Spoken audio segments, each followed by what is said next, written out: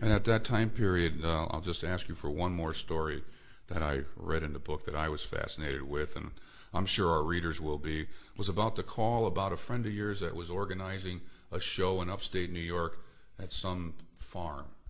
Mm-hmm. Yeah, that one. Well, he had a little gig called Woodstock. And what happened was we were in Hawaii at the time, true story. And my secretary, Joanne, calls me up, and you know, we're drinking pina coladas at the foot of Diamond Head. You know, that was our biggest chore of the day. It was whether to go in the pool or go in the ocean. And so we're playing, and you know, we got 2 weeks in between our two dates out there, and so we're having a ball. And our phone rings, and Joanne says, "Well, listen, Artie Kornfeld, who was a producer and a friend of mine, we both had the same lawyer, and one of the promoters of the show said, listen, I'd like you to come up to a pig farm in upstate New York. I said, a what? What'd you say?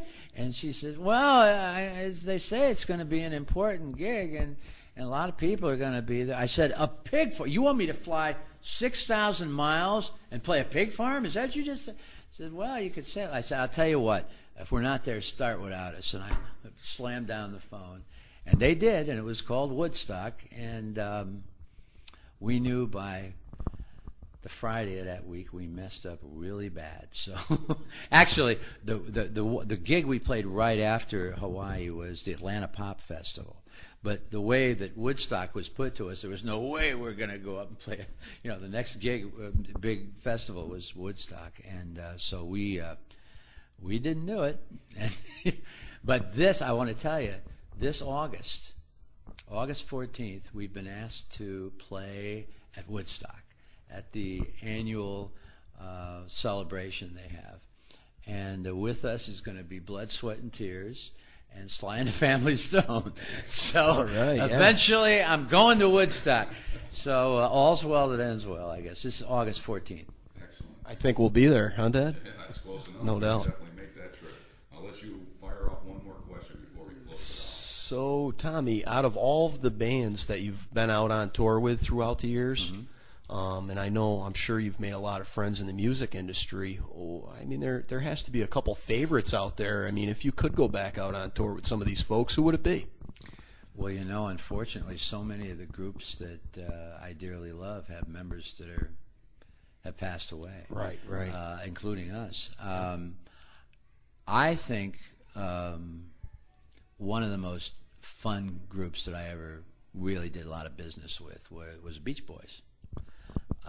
We did several major tours together, and in fact, one of the stories we tell in the book, we had just finished a tour with the Beach Boys across Canada at the art centers across Canada, the beautiful theaters, and we end up in Vancouver and then L.A., and we're in L.A. the week before we're doing the first Ed Sullivan show, and Ed comes on, and we're sitting there with the Shondells, and I think Mike Love was there, and we're sitting there, and we turn on the Ed Sullivan show because we knew he was going to announce us the next week, and he said, for the youngsters right here in our show, Tony Jones and the Spondells will be here, which means he can't read and he never heard of you. That's what that means. And so anyway, That's called Riding High in April and Shot so, Down you know, in May. it's like I'm terrified now, you know. So finally, he eventually got my name right the next week. But we just had all kinds of things like that happen with the Beach Boys all the time. There was always something going on. I got a chance to write a song or two with Carl, and you know, we just they explained to us. By the way, we knew we were going to be in the Sullivan Show, and they explained. I was trying to pick their brain for what it was like because it was a very involved thing, and they'd done it a dozen times, you know, and so. It was so great to be friends with the Beach Boys and really get a chance to delve into their experience because they were several years ahead of us. You know, they had really made it in '62, '63, and had been superstars ever since. And so, by the late '60s, it was really great to be able to talk with them. And that's my answer to you. A little long-winded, but no, that is great. That's great, and we know you have a lot of things to do. So we want to thank you very much My for pleasure. spending this time with us, and to make sure everybody in the audience knows to run out, By Me, the Mob, and the Music, written by Tommy James And Martin Fitzpatrick. Right. And also check out the future movie. And the Broadway show play. will be up and running in about a year. And we are really very excited about that. And that really is our next adventure, is going to be the Broadway show. Super. Tommy, thank you very much. Thank you so much.